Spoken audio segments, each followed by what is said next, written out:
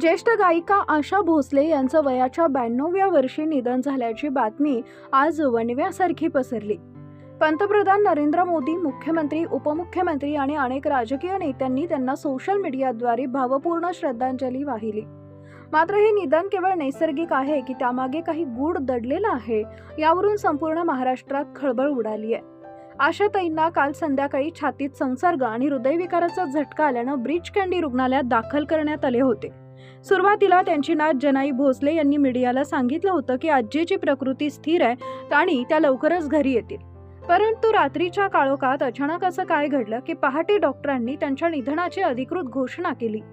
डॉक्टरांनी मृत्यूचं कारण मल्टी ऑर्गन फेल्युअर, अनेक अवयव निकामी होणे असं सांगितलं असलं तरी चाहत्यांच्या मनात शंका कायम आहेत।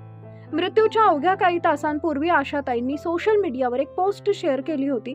या पोस्टमध्ये त्यांनी वाराणसीच्या गंगा घाटाचा उल्लेख करत लिहिले होते, जेव्हा मी पल्लाड असेल तेव्हा माझा प्रवास पूर्ण होईल।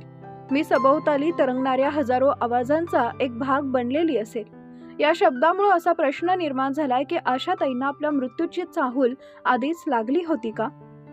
व्हिडिओमध्ये त्यांच्या आयुष्यातील संघर्षाचाही आढावा घेतलाय।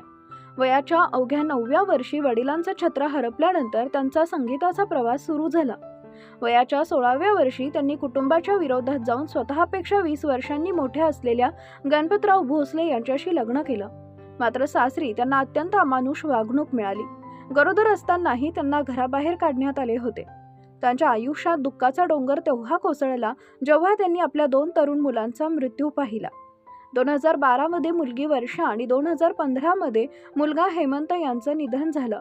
या धक्क्यातून सावरून त्या पुन्हा उभ्या राहिल्या, पण आज त्यांच्या निधनानं एका सुवर्ण युगाचा अंत झालाय। आशाताईंचं पार्थिव 13 एप्रिल 2026 रोजी सकाळी 11 वाजता अंत्यदर्शनासाठी ठेवलं जाईल आणि दुपारी 4 वाजता शिवाजी पार्क इथं त्यांच्यावर शासकीय इतमामात अंत्यसंस्कार केले जातील। जरी त्यांचा आवाज कायम जिवंत राहणार असला तरी त्यांच्या शेवटच्या पोस्टचे रहस्य मात्र कायम चर्चेत राहील।